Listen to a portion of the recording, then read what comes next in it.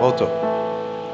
Atos 1, versículo 1 diz assim: escrevi o primeiro livro, ó Teófilo, relatando todas as coisas que Jesus começou a fazer e a ensinar, até ao dia em que, depois de haver dado o mandamento por intermédio do Espírito Santo aos apóstolos que escolhera, foi elevado às alturas.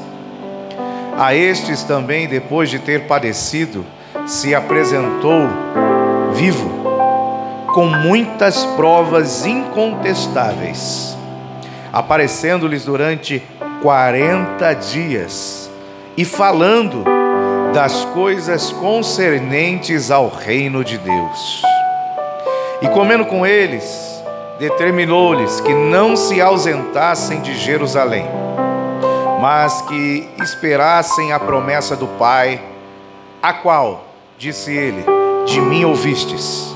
Porque João, na verdade, batizou com água, mas vós sereis batizados com o Espírito Santo, não muito depois destes dias.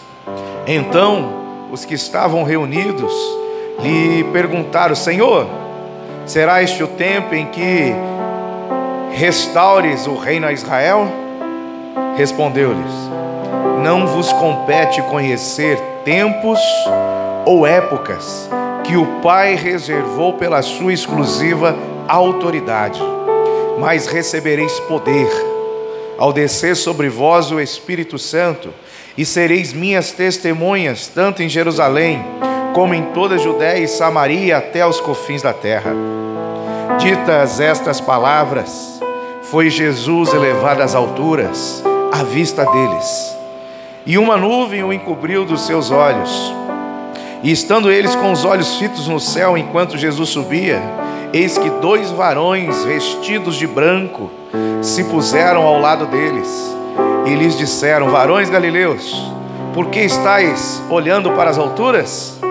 Esse Jesus que dentre vós foi assunto ao céu, virá do modo como viste subir.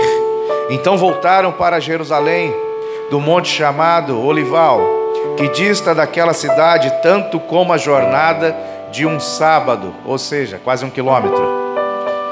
Quando ali entraram, subiram para o cenáculo, onde se reuniam Pedro, João, Tiago, André, Felipe, Tomé, Bartolomeu, Mateus, Tiago, filho de Alfeu, Simão, o Zelote, e Judas, filho de Tiago. Todos estes perseveravam unânimes em oração com as mulheres, com Maria, mãe de Jesus, e com os irmãos dele. Bendito e maravilhoso Deus, exaltamos, engrandecemos e adoramos o teu nome, Senhor. Que nós estamos, Senhor, chegando no momento de contemplar, Senhor Deus, a beleza da tua formosura aprendendo nos teus átrios, papai. Nós somos privilegiados de poder estar sentado aos teus pés, para ouvir daquilo que o Senhor tem para falar ao nosso coração. Precisamos da ajuda do teu Espírito, somos totalmente dependentes do teu Espírito Santo, Senhor, para alcançar, Senhor Deus, as riquezas e a profundidade, os tesouros escondidos na tua palavra, Pai. Nos ajuda, que o teu Espírito Santo visite o nosso coração, abra o nosso entendimento, Senhor Deus, para que nós possamos te conhecer mais e mergulhar mais em ti. Repreendemos agora toda distração, tudo aquilo que vem para roubar a preciosa semente que é lançada em nossos corações no momento da tua palavra, papai. Sê conosco, queremos ouvir a tua voz. Bendito, exaltado e engrandecido é teu nome, em nome do Senhor Jesus. Amém. Glória a Deus. Tem algo de interessante que Lucas relata aqui, que quando Jesus ressuscitou, Jesus ficou 40 dias andando entre os discípulos. O mundo não podia ver Jesus. Ele veio para os seus e os seus o rejeitaram. Quem rejeitou Jesus não pôde vê-lo.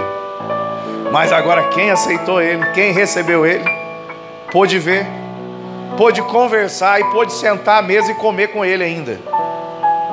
Por 40 dias, isso tem um significado profético muito forte. Por 40 dias. E nesses 40 dias, qual era o assunto de Jesus? Jesus não estava falando de política. Eles queriam falar de política. Versículo 6, então os que estavam reunidos lhe perguntaram: Senhor, será este o tempo em que restaures o reino a Israel? Porque o reino de Israel estava dominado por Roma. Eles já estavam querendo saber de poder político, bélico, da restauração ali do reino deles, que não era uma democracia, era uma monarquia. Mas o que Lucas escreve é interessante. E é o que nós deveríamos estar falando o tempo todo. Não é só quando nós nos encontramos na igreja. É o tempo todo. Nós deveríamos estar falando como Jesus falou durante esses 40 dias. E o que foi que ele falou? Lá no versículo 3 ele fala assim, ó: aparecendo-lhe durante 40 dias e falando das coisas concernentes ao reino de Deus. Aqui está a mesma coisa? Tá. E falando das coisas concernentes ao reino de Deus. Jesus morreu, ressuscitou, 40 dias ali com seus discípulos, que não era só os 11. Não era só os 11. Tinham 120 reunidos no lugar. Ele apareceu para 500 em outro lugar, e assim foi. Tinham vários discípulos naquela época. Mas ele apareceu para falar das coisas do reino. E o que nós temos a dizer das coisas do reino? O que nós conhecemos das coisas do reino? Detalhe, é do reino que nós fazemos parte. Aceitou Jesus, entregou sua vida para ele, tomou a decisão de ser santo como ele é santo, de buscar andar na luz como na luz ele está, tendo comunhão um com os outros. Pronto, você faz parte do reino dele. Agora ele é o seu rei. O que eu tenho para falar do reino? O que o meu coração tem para falar do reino? Porque a boca só fala do que o coração está cheio. Então eu preciso conhecer o reino. Eu preciso saber o que tem nesse reino para eu poder falar dele. Porque Paulo fala: sede imitadores de Cristo. Cristo ressuscitou e só falava coisas concernentes ao reino. E eu preciso estar cheio das coisas do reino para poder falar do reino. E tem algo que é lindo no reino de Deus. Imagina um pássaro com asas. Pássaro tem asa. Imagina um pássaro com asas. Imagina a águia, vai. Mais fácil. A águia, ela voa em grandes alturas. Imagina ela. Ela sobe bem alto. Alguns outros pássaros não conseguem subir na mesma altura que uma águia sobe. Ela faz ninhos nos altos das montanhas. Grandes alturas. Ela tem uma asa. E são essas asas que as faz subir. Porém, se a águia tomar a decisão de não subir, ela fica só no chão. Se ela não souber até qual altura ela consegue chegar, ela nunca vai conseguir ultrapassar o seu nível de conhecimento. O que eu quero dizer? Ela só vai chegar até onde ela sabe que ela consegue chegar.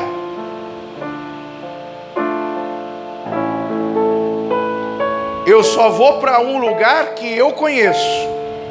Porque se eu não conhecer, eu não sei nem o caminho para chegar lá. Então eu preciso conhecer o lugar, preciso saber aonde fica, para eu me deslocar até ele. Então se a águia não souber aonde ela quer chegar, mesmo tendo asas, mesmo tendo a capacidade de voar em grandes alturas, ela nunca vai chegar nas grandes alturas. Resumindo, você só vai até onde você quiser ir. E as asas você possui. Essas asas chamam fé. As nossas asas chamam fé. Ela pode nos levar até as alturas, como também ela pode nos manter aqui no chão, rastejando, andando. Ou ela pode nos levar a meio metro do solo. Você aceitou Jesus? Pela graça sois salvos por meio das asas da fé. Você tem fé. Isso não vem de vós, isso é dom de Deus, é um presente de Deus. Quando você toma a decisão por Jesus, por meio da fé, você recebe esse presente chamado fé, que não vem de nós, ele vem de Deus. Ele vem de Deus para nós e depois ele vai voltar para Deus, porque Paulo fala: acabei a carreira, guardei a fé. Porque quando ele se apresentar diante de Deus, ele vai apresentar a fé que veio de Deus e não dele. Então a fé é as nossas asas. Então eu só vou conseguir chegar até onde as minhas asas me levar. Mas eu já te garanto, as asas que nós temos podem nos levar a grandes alturas. As asas que nós temos podem nos levar até o terceiro céu.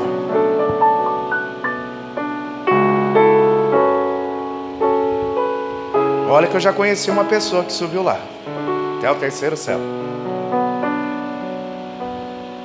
Não foi o apóstolo Paulo não, tá? Foi a irmã Elaci que estava aqui ontem. Sabe por quê? Porque nós temos asas. A fé é a nossa asa. Só que muitas vezes as asas estão fracas.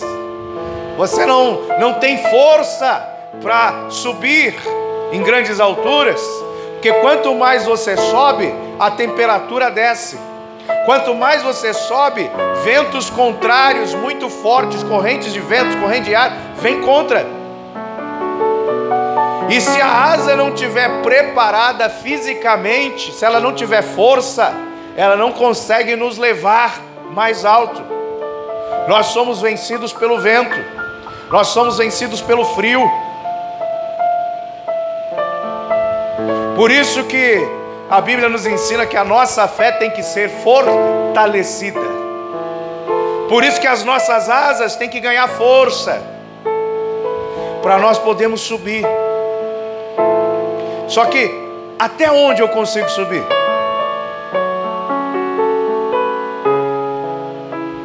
O reino de Deus não é deste mundo, disse Jesus. O reino de Deus não é deste mundo. Onde você acha que está o reino de Deus? Está lá em cima.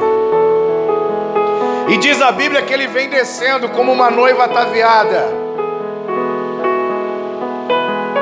E quando chegar no momento certo, ele vai parar sobre o Monte Sião, também chamado de Nova Jerusalém. O reino de Deus está no alto. Mas para eu poder falar dele, eu tenho que conhecer.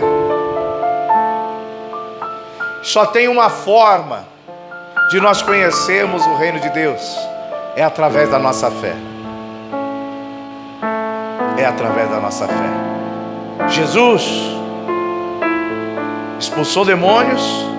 Jesus comissionou os discípulos a expulsarem demônios. Por que eu falo discípulo? Porque primeiro foram os 12, os apóstolos, mas depois foi 70. Não era 70 apóstolos, tinha discípulos ali no meio. E quando eles voltaram alegres, porque os demônios lhes submetiam, lhe obedeciam, batiam em retirada, Jesus fala: os demônios são expulsos pelo dedo de Deus. Isso é a prova de que o reino de Deus chegou entre vós. Então o reino de Deus, ele carrega a libertação. O reino de Deus, ele tira a opressão das pessoas. O reino de Deus traz cura, prodígios, sinais, maravilhas. Mas eu preciso conhecer para eu poder falar do reino. E a minha fé é que vai me levar a conhecer as riquezas e os detalhes do reino. Mas para isso eu tenho que ter fé. Fé você tem. Você tem asas. Você só precisa usar as asas. E é assim, ó. A fé é o firme fundamento daquilo que você espera. Não é algo que você vê, mas é algo que você espera. É algo que você deseja. Então, a fé, ela chama a existência aquilo que não existe. Então, quando eu começo a exercitar a minha fé, eu começo a viver coisas sobrenaturais. Quer um detalhe? Jesus nos chamou para viver no sobrenatural. Não foi no natural. Apesar de nós estamos aqui fisicamente neste mundo, Ele nos chamou para viver no sobrenatural. Porque Ele fala assim, ó, vocês precisam ser dirigidos pelo Espírito. Há uma luta entre a carne e o Espírito. E nós precisamos vencer essa luta com a carne. É difícil. Por que é difícil? Porque você não está lutando com a carne que está pendurada no açougue. Você está lutando com a carne que está dentro de você. Você está lutando com os seus desejos. Você está lutando para Deus te mudar, para Deus te transformar. Você está lutando para ser mais paciente, para resistir a desejos carnais. Você está lutando contra pensamentos que vêm na sua cabeça, que entristecem o Espírito Santo. E de acordo com o apóstolo Paulo, lá em Gálatas 5:17, essa luta, ela é contínua. Ela começou quando você se entregou a Cristo e só vai acabar quando tu morrer ou tiver o corpo transformado, glorificado. É uma luta contínua. E às vezes nós enfraquecemos no espírito e começamos a perder, a apanhar da carne. Por quê? Porque nós precisamos fortalecer a nossa fé. E a fé, como que ela é fortalecida? Ela é fortalecida quando você dá glória a Deus. Mas o dar glória a Deus não é só abrir a boca e dar glória a Deus. O dar glória a Deus é você pegar o cutelo, amarrar seu filho e levantar a mão para sacrificar ele. Porque Abraão foi justificado pela fé.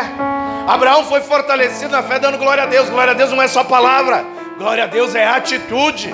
Quando você vai lá fora, fala de Jesus para alguém, ganha uma alma, você está dando glória a Deus, você está glorificando o nome de Jesus Cristo na terra. Então nossas atitudes fortalecem a nossa fé. Quanto mais a fé está fortalecida, mais alto você consegue chegar. Tem testemunhos de homens de fé, homens que curaram multidões, foram grandemente usados por Deus ao longo da história aí dos últimos 200 anos. Tem uns que conseguiram entrar num nível, chegar em determinada altura, que um queria mais voltar. Tem um testemunho lindo. Pastor que aprendeu como chegar nas alturas através da fé.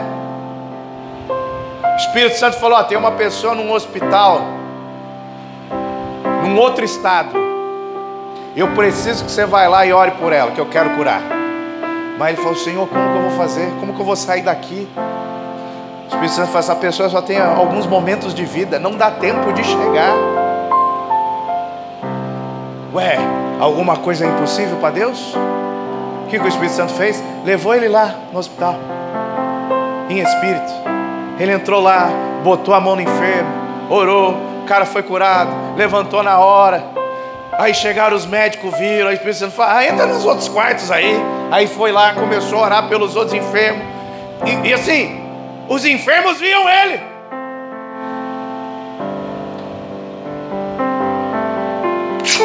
Voltou.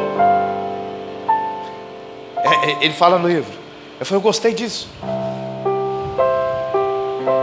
Aí ele aprendeu como que fazia. Aí ele começava a visitar as pessoas no hospital. Ele ia em espírito. E as pessoas eram curadas. Pastor, credo, o que é isso? É projeção astral? Não, isso está na Bíblia. Os profetas faziam, Jesus fazia. É que eu não conheço o reino, eu não conheço o tamanho do poder de Deus. A nossa incredulidade nos impede de conhecer o poder de Deus, de conhecer o que está registrado na palavra. Mateus 27, Lucas. Por 40 dias, Jesus estava no meio deles falando do reino. Será que se Jesus aparecer para nós hoje e começar a falar do reino, nós vamos crer? Mateus 27.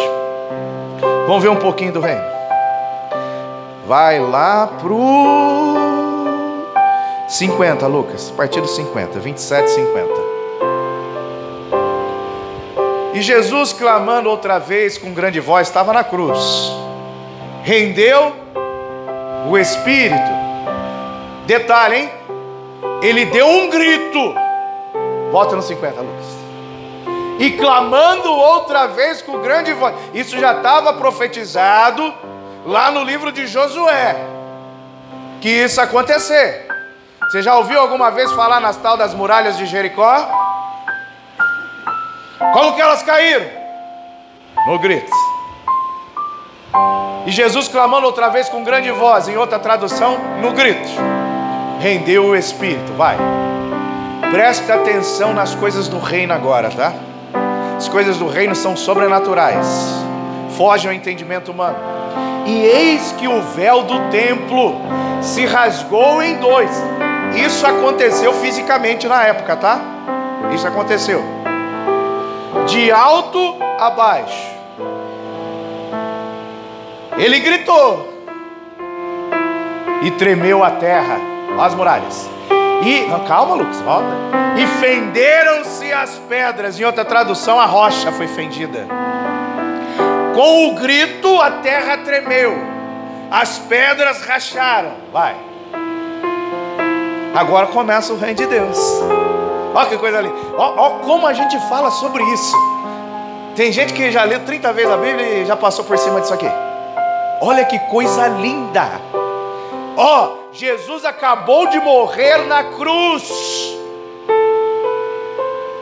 No terceiro dia ele ressuscita e fica 40 dias andando ali no meio do povo, dos discípulos. Olha o que acontece a hora que ele morre. Isso são coisas concernentes ao reino de Deus, que nós deveríamos falar mais. E abriram-se os sepulcros. O que é sepulcro? Imagina um cemitério. Acho que todo mundo aqui já foi no cemitério. Tem um monte de vala lá no chão. Tem uns que tem umas casinhas e tal.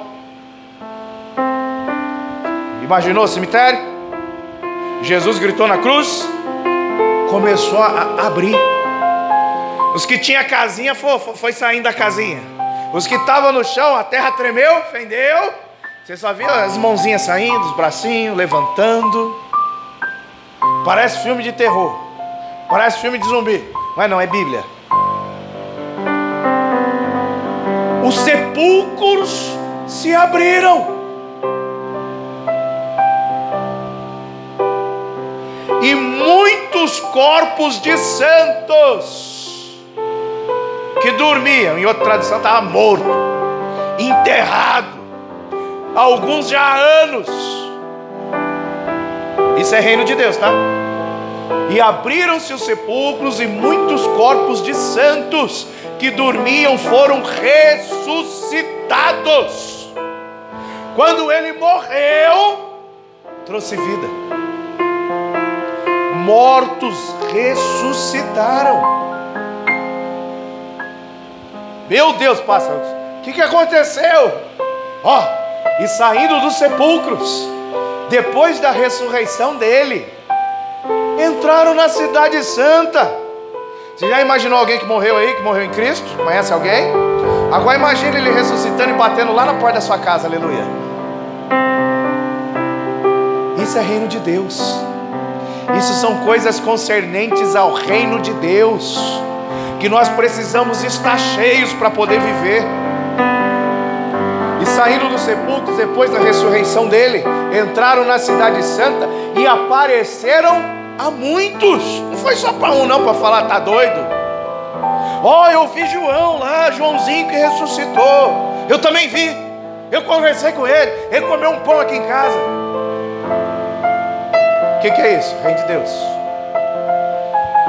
Hoje eu gravei uma aula da escola dominical de manhã aqui.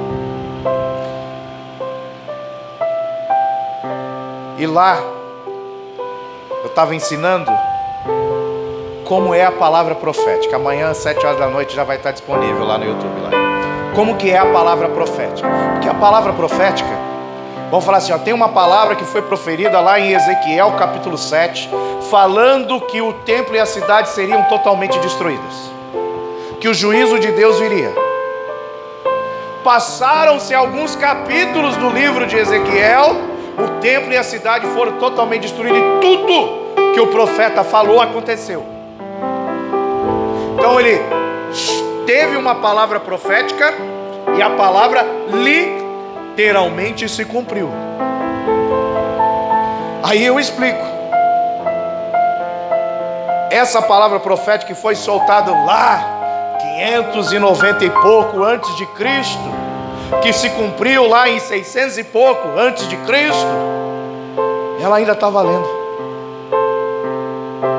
Aquela palavra que ele soltou ainda está valendo e está quase para se cumprir nos nossos dias.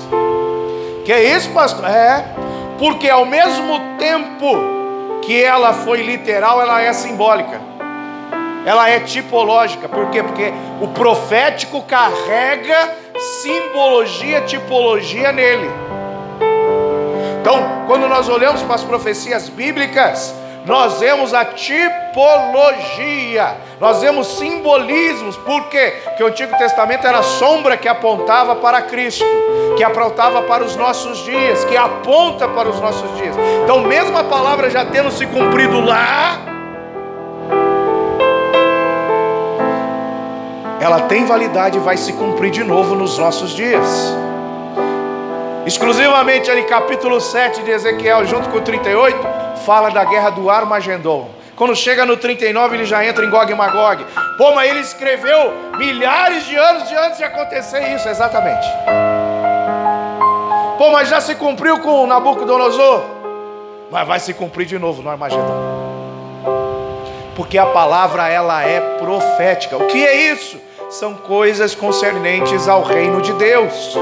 Que se nós não tivermos entendimento de como funciona, nós nunca vamos entender a palavra. Que a palavra, ela tem princípios e ela não muda. Ela permanece para todo sempre. Então eu preciso entender. Saindo dos sepulcros, depois da ressurreição dele, entraram na cidade santa e apareceram a muitos. Aí tem um cara na Bíblia que subiu ao terceiro céu. Teve revelações lá que não dá nem para contar o que ele viu. Mas um pouquinho do que ele viu, ele contou de uma forma discreta. E ele fala assim: ao soar, ao toque da segunda trombeta de Números 10. Não é de Apocalipse não, tá? Ao toque da segunda trombeta de Números 10, das duas trombetas de prata, aqueles que morreram em Cristo ressuscitarão. Esses caras aqui não morreram em Cristo não. Eles morreram como santos. Eles criam e serviam a Deus de todo o coração. Já estavam mortos na época de Cristo, ressuscitaram. Esses não são os que morreram em Cristo. Mas isso aqui é uma prova de algo que vai acontecer de novo. E o apóstolo Paulo fala: os que morreram em Cristo ressuscitarão primeiro. Acho que foi na quinta-feira que eu falei. Tem alguns homens e mulheres de oração que ensinam para você aumentar a sua fé, para você deixar as suas asas mais fortalecidas, para você subir mais. Você tem que fazer uma listinha, pegar o caderno e fazer uma listinha. Que listinha é essa? A listinha do impossível. Que é possível você mesmo faz, não precisa de Deus não. Mas vai fazer a listinha do impossível. Aí você fica lá, né? Primeiro item: impossível. Segundo item, terceiro, quarto, tal. Agora você vai orar em cima do impossível. Está registrado o dia que você escreveu, data e hora, e do lado você vai botar o dia que se realizou o impossível na sua vida, ou na vida de quem você está orando. Que isso vai fortalecer a fé. Toda vez que você olhar para a listinha, vai fortalecer. Eu tentei fazer a minha, não consegui. Eu parei no primeiro item. Falei aqui na quinta-feira. Falei, o meu primeiro item do impossível, e parei só nele. Isso aí já está suficiente para mim. É ser arrebatado vivo. Acabou. Não quero morrer, não quero ver a morte. Eu quero ver Jesus, eu quero ver a igreja subindo. E eu sei que isso está muito próximo. O texto de Atos, ele fala, ó, nós não devemos nos preocupar, não compete conhecer tempos ou épocas. Não compete. Apesar da Bíblia falar, ela não fala qual é o tempo nem a época, mas ela fala qual é a geração. Isso ele não falou, que não competia saber. Mas a Bíblia fala qual é a geração, e é a nossa geração. Está bem claro na palavra de Deus isso. Por isso que o encontro com Cristo nas nuvens está muito próximo, porque é a nossa geração, de acordo com as palavras de próprio Jesus. E nós precisamos entender, ó, os caras ressuscitaram. Por que isso está escrito na Bíblia? Não podia ter passado essa parte aqui do zumbi fora, não. Só que gera medo. Por quê? É simples, porque a palavra é profética. A palavra profética, mesmo se cumprir no literal, ela também é simbólica. Ela vai acontecer de novo. Ela vai acontecer de novo. Apóstolo Paulo confirmou isso. Os que morreram em Cristo ressuscitarão primeiro. E depois, segunda fase, porque as duas trombetas de prata de Números 10, ela tem duas fases. A primeira, o primeiro toque, ele chama o povo para se reunir. No segundo toque, a segunda trombeta, é para o povo sair. Por isso que é o toque da última trombeta, que é a segunda de Números 10, as duas trombetas de prata. E o apóstolo Paulo fala, quando soar, ó, tocou a primeira, os mortos em Cristo ressuscitarão, e eles serão vistos por muito. Está aqui, ó. Eles vão andar no nosso meio. Está preparado? Como eu falei, eu não quero morrer, eu quero ser arrebatado vivo. Eu estou preparado. Porque a hora que você vê a assombração, aleluia. É igual uma vez, eu contei aqui. Eu estava no quarto, eu olhei para a janela, tinha lá um feiticeiro na janela. Só que eu morava no 6º andar, ele estava lá flutuando na janela. Eu tomei um susto. Falei, meu Deus, o que é isso? Aí o Espírito Santo falou, isso aqui é um feiticeiro da Jamaica. Eu falei, o que ele está fazendo aí? Eu falei, quer te matar, pô. Eu falei, mas ele está aí. Ele falou, está aí, mas ele não pode tocar, ele não pode entrar. Eu falei, e agora? Falei, manda ele embora. Ainda eu conversei com ele, depois mandei ele embora. Imagina você ver os mortos ressuscitando primeiro. Que é isso, pastor? Coisas concernentes ao reino. Você está preparado? Ou você vai achar que a assombração vai ficar doido, vai correr, vai se esconder? Todas as religiões cristãs concordam com uma coisa: que antes do arrebatamento da igreja, independente se é pré, se é mídia durante, se é pós-tribulação, não interessa. Eles concordam com uma coisa: que momentos antes do arrebatamento da igreja, haverá um grande avivamento em toda a terra. O evangelho será pregado a toda criatura. O que é esse grande avivamento? Os mortos ressuscitarão primeiros. E quando eles ressuscitarem, eles não terão as limitações que nós temos. O cara já está saindo de dentro do sepulcro. Não tem as limitações. Assim como Jesus Cristo chegou no cenáculo, entrou no cenáculo sem abrir as portas que estavam trancadas. Como você acha que ele entrou lá? Como você acha que ele entrou? Isso aí está no livro de Ezequiel. Ele passou pelas paredes, entrou, porta trancada, parede de concreto, ele entrou. Os mortos que vão ressuscitar primeiro, eles vão se mover de uma forma que nós nunca vimos, nem imaginamos. Por isso que vai ter um grande avivamento, porque aonde uma pessoa, um missionário não consegue chegar, já ouviu falar na tal da janela 1040? Que são lá, como que fala agora o negócio do mapa lá? Altitude, latitude, são as coordenadas geográficas no mapa. 1040 é uma região onde os cristãos não conseguem chegar para pregar o evangelho, porque se chegar lá morre, eles matam. E há milhares de tribos, línguas, povos naquela região, que mesmo se a gente conseguir entrar, não vão conseguir nos comunicar com eles. Mas a Bíblia fala que o evangelho será pregado a toda criatura, inclusive para eles. Como que isso vai acontecer? É impossível. Opa, então agora é com Deus. Listinha de motivo, agora é com Deus. É impossível.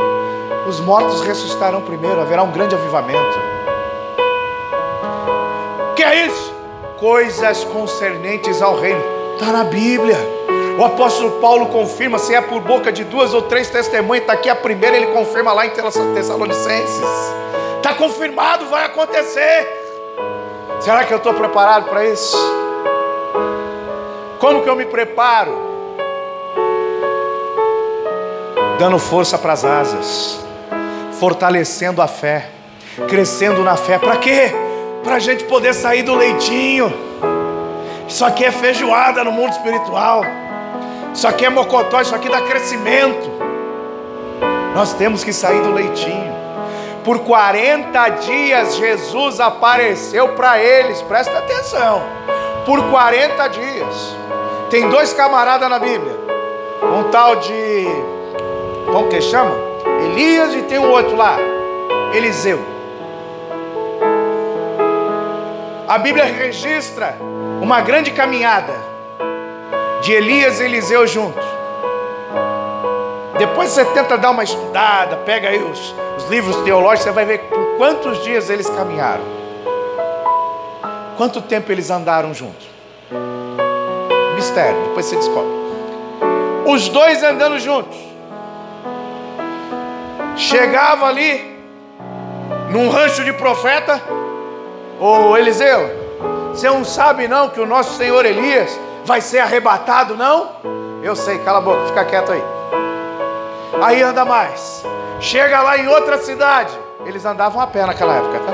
Chega em outra cidade, outro rancho. Ô Eliseu, tu não sabe que o nosso Elias vai ser arrebatado? Pô, todo mundo sabia. Eu sei, fica quieto aí.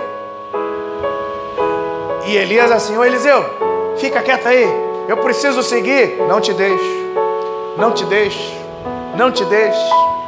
Sabe o que é interessante isso? Elias foi arrebatado. Ele não subiu na carruagem de fogo, tá? A carruagem de fogo só fez separação entre ele e Eliseu. Ele subiu no redemoinho, diz a palavra. O mesmo redemoinho que apareceu para Jó. Ele subiu, ele foi arrebatado. Mas todo mundo sabia. Quem tem ouvidos, ouve o que o Espírito está dizendo para a igreja. A igreja vai ser arrebatada e vai ser rápido. Só quem estiver junto com Elias vai subir. Quem for ficando para trás não vai. E haverá sinais desse arrebatamento. Nós confundimos o que está escrito na Bíblia, porque alguns teólogos interpretaram de uma forma e o que valeu foi a interpretação deles. Porque a Bíblia está falando, ó, o arrebatamento vai ser um abrir e fechar de olhos. Exato, o arrebatamento. Mas existem os momentos antes, onde os mortos ressuscitarão primeiro. A Bíblia é clara. E ela vai dando detalhes, sabe por quê? Pastor, não tem como saber. Tem. Deus não faz nada sem antes avisar aos seus servos, os profetas. E Ele já deixou avisado com detalhes na palavra. Somos nós que passamos reto, que não pedimos ajuda do Espírito Santo, como Daniel pediu por 21 dias, para entender um texto bíblico, que se cumpriu literalmente nos dias dele, as 70 semanas de Jeremias, mas que ainda está em andamento nos nossos, porque a palavra é viva, é eficaz, ela está penetrando ainda alma, espírito, juntas e medulas. A palavra ela corta, ela fere, ela é uma espada.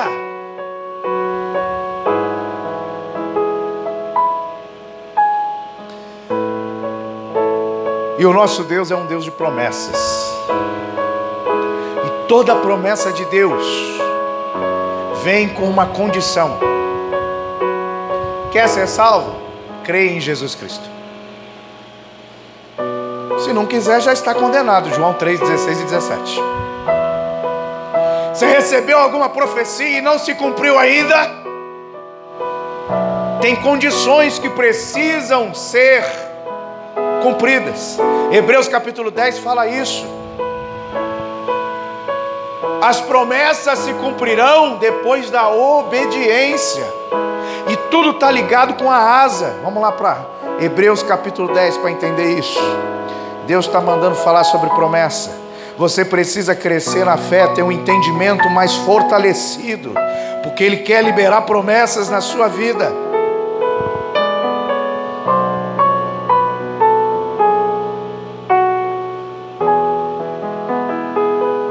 Hebreus 10, 35. Não abandoneis, portanto, a vossa confiança. Ela tem grande galardão. Eu confio em quem? Jesus Cristo. Então, se eu confiar nele, se eu confiar na sua palavra, eu tenho um grande galardão. O que é galardão? Recompensa. Então, a minha confiança em Deus gera recompensas. Mas para eu confiar nele, eu preciso ter asas, ter fé. Pastor, contraí uma doença.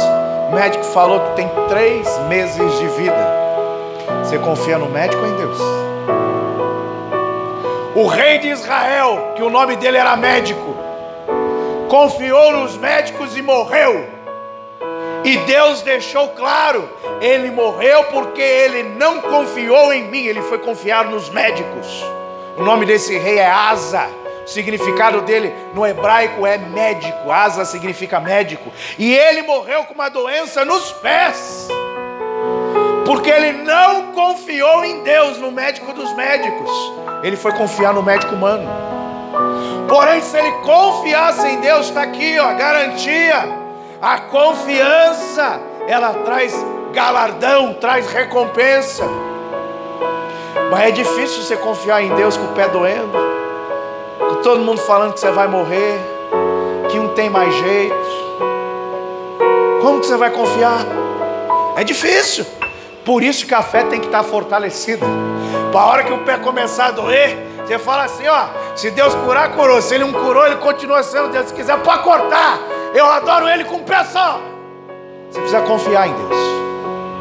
E para confiar tem que ter fé. E para ter fé, nós precisamos fortalecer as asas.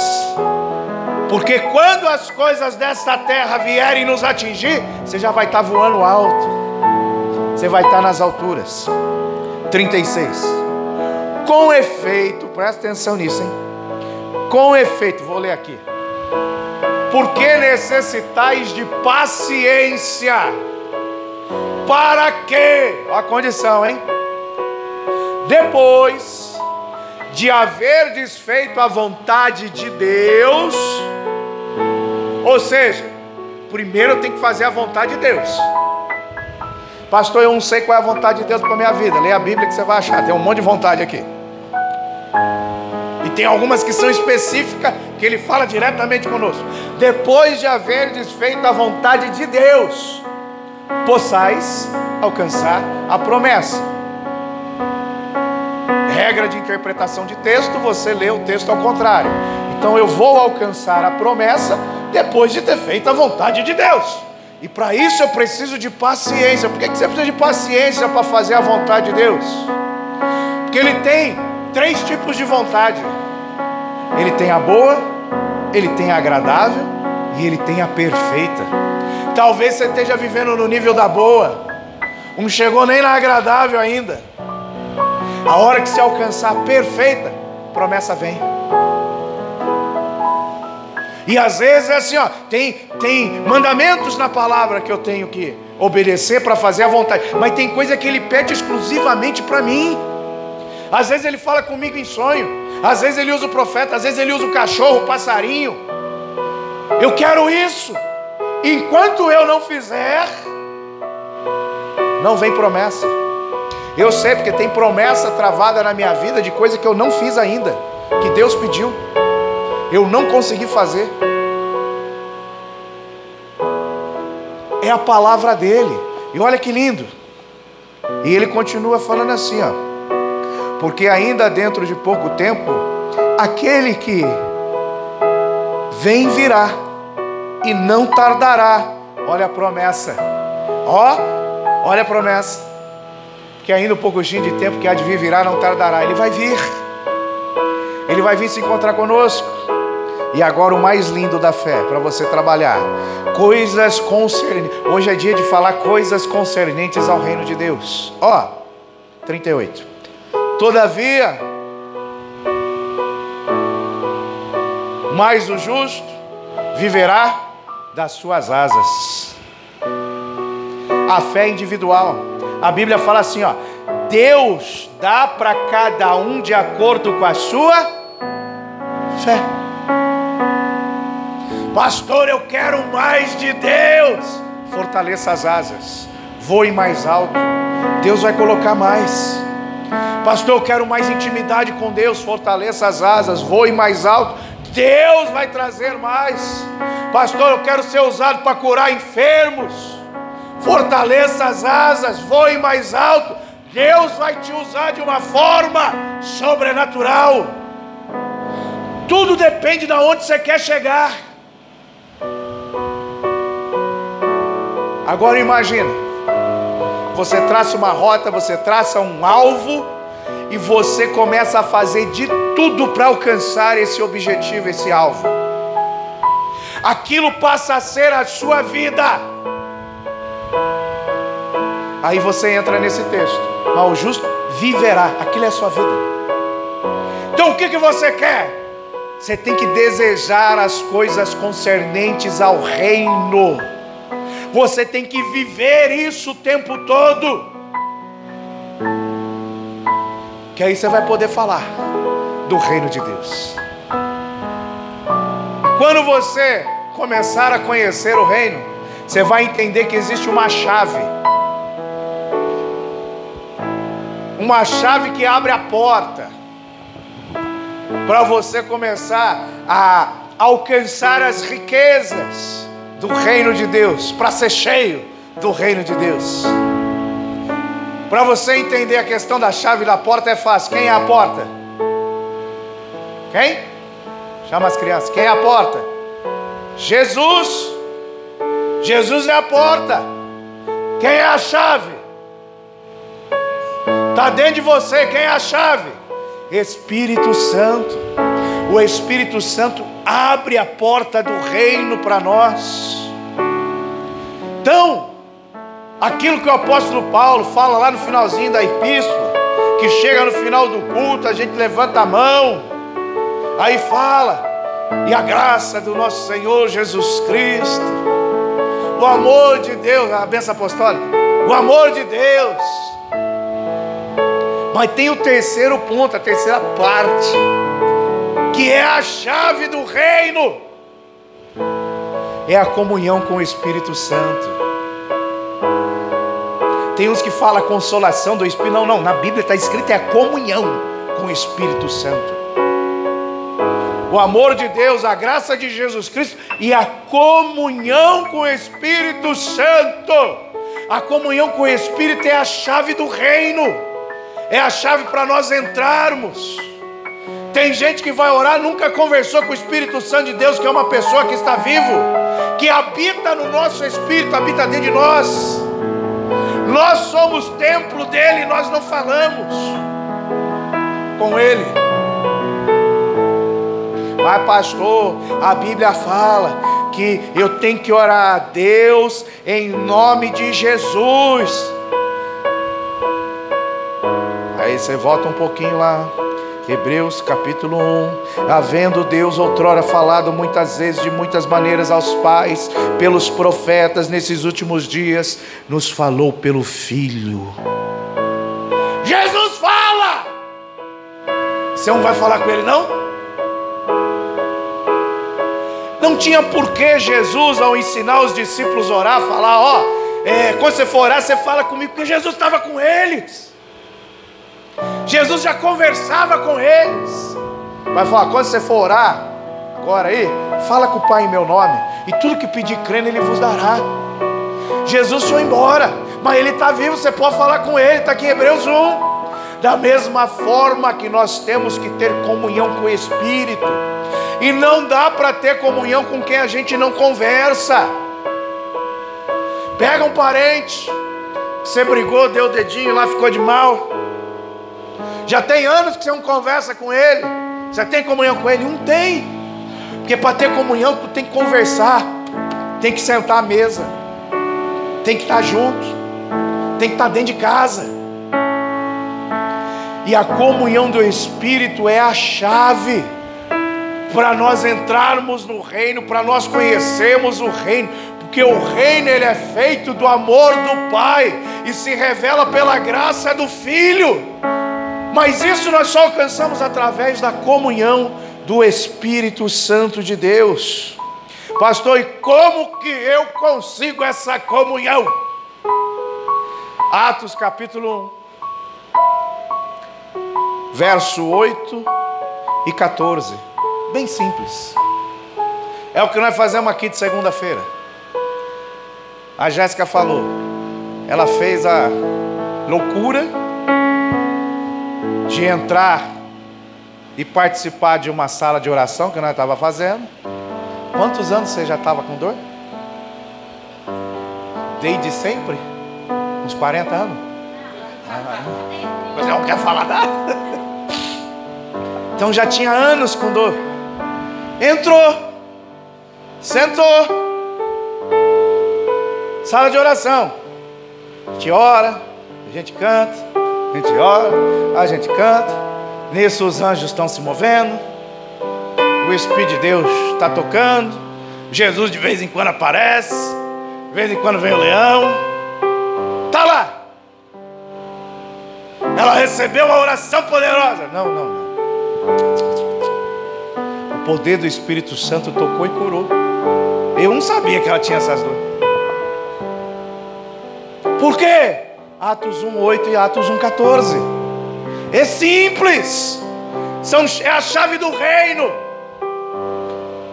Mas recebereis poder, cura, libertação, portas abertas, milagres, receberei renovo ao descer sobre vós o Espírito Santo. Resultado: sereis minhas testemunhas, tanto em Jerusalém, como toda a Judéia, Samaria, até os confins da terra. Uma vez eu falei, Senhor, tem uma promessa na tua palavra que eu quero tomar posse. Eu creio que a tua palavra é verdadeira, mas eu quero ver isso na minha vida. Eu não tenho dinheiro para ir para o exterior, eu não tenho dinheiro para ir para outro país, mas a tua palavra diz que eu vou fazer discípulos das nações do mundo.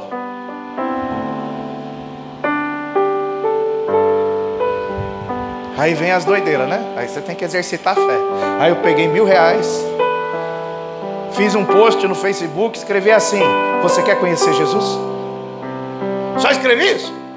Aí lá no Facebook tem um negócio lá que você paga, escolhe o público, né? As regiões, masculino, feminino, país, nação, não sei o quê. Você paga, impulsiona e começa a aparecer propaganda para o público que você colocou. Aí eu fui lá, eu peguei R$1.000, eu falei, Senhor, Eu quero as nações de língua portuguesa, que falam língua portuguesa. Aí foi. R$1.000, tá? É dinheiro. Aí foi assim, milhares de pessoas que viram o post, deram um curtizinho lá, ok, o like lá e tal, beleza. Dessa multidão, 14 começaram a falar comigo no chatzinho lá do Facebook. 14. Resumindo, dos 14, um se entregou a Cristo. Falou, e agora? Eu falei, procura uma igreja perto de sua casa. Tem igreja aí? Mas eu moro em Angola, não sei aonde. Eu não sei, falou o nome lá. Aqui é meio, vou falar assim, é meio roça. A hora que eu consegui entender, é meio roça. Eu falei, mas tem que ter igreja. Ó, tem uma igreja aqui que fica a não sei quanto de distância. É um povo meio doido. Eu falei, vai lá neles. Vai nos doidos. Depois você me fala o nome da igreja. Aí depois veio e escreveu lá, é Assembleia de Deus. Eu falei, é aí mesmo, é tudo doido, fica aí. Aí ele mudou, passou um tempo, ele mudou de lá. Eu conversando com ele, ele mudou. Aí eu acho que ele foi para Luanda, já foi mais para civilização. E eu perdi o contato. Aí passou uns 6, 7 meses, voltou o contato. Eu falei, e aí, como que você tá? Eu falei, nem te conto. Eu falei, o quê? Hoje eu sou diácono. A minha esposa se converteu, batizou meu filho. Hoje eu sou diácono na igreja e já estou pregando a palavra. Discípulo de todas as nações. Sabe o que é o mais interessante? O pai dele tinha HIV. E ele e o pai tinham relações com as mesmas mulheres.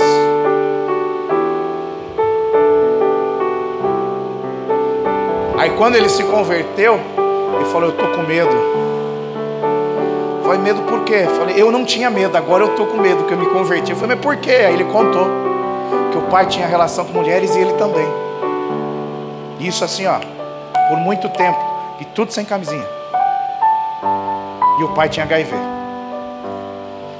Eu preciso, ele estava a ponto de, vamos falar assim, de casar. Eu preciso fazer o exame, porque eu não quero passar isso para minha mulher. Eu falei assim, mas foi uma só? Ele falou, não, pastor, foi muitas. Eu falei, vamos orar. Para Deus nada é impossível. Até um áudiozinho que você manda no chat do WhatsApp faz milagres. Aí gravei um áudio, mandei para ele. Falei, vai fazer o exame. Aí ele foi, fez o exame, teve que repetir 3 vezes. Nas 3 vezes não deu nada.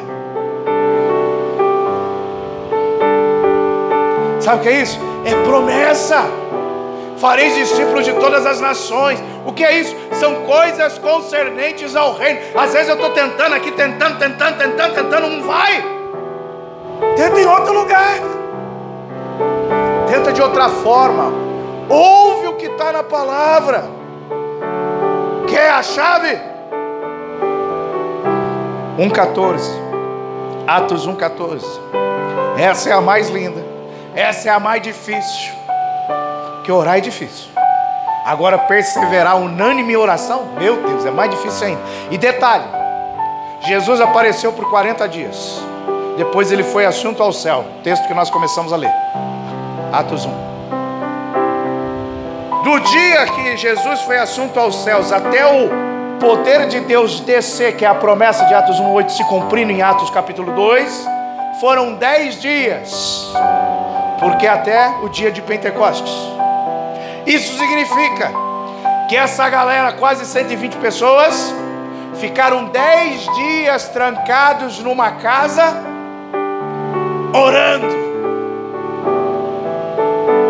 Tem noção do que é ficar 10 dias orando? 10 dias orando. Vamos marcar aqui, pedir para o chefe para nós fazer uma férias coletiva no trabalho. Todo mundo vai tirar férias no mesmo mês. Nós vamos ficar 10 dias trancados orando. Sabe o que acontece? A estrutura do prédio aqui treme. Todos estes, a chave da comunhão para nós entrarmos no reino, conhecer as coisas e falar das coisas concernentes ao reino de Deus. Todos estes perseveravam unânimes em oração. Não era sozinho, não, eram juntos, unânimes, uma só voz, um só pensamento, concordando com os mesmos motivos. Todos estes perseveravam unânimes em oração com as mulheres, com Maria, mãe de Jesus, e com os irmãos deles. Nós precisamos, o nosso vocabulário tem que ser o vocabulário do reino. As palavras que saem da nossa boca tem que ser concernente ao reino de Deus. E o reino de Deus, ele não é acessível para os de fora, é só para os discípulos dele.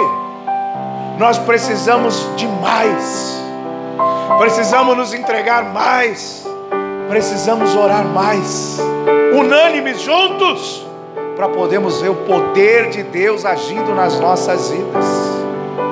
Amanhã, 8 horas da noite, nós temos a nossa salinha de oração. É uma oportunidade de estarem todos reunidos, perseverando unânimes em oração. Por quê, pastor? Porque nós queremos mais do reino de Deus. Nós queremos mais. Nós precisamos de mais de Jesus Cristo. Eu não posso me conformar com a situação que eu estou hoje, mesmo que é boa. Não vos conformeis, diz a Bíblia. Eu preciso de mais e mais e mais dele.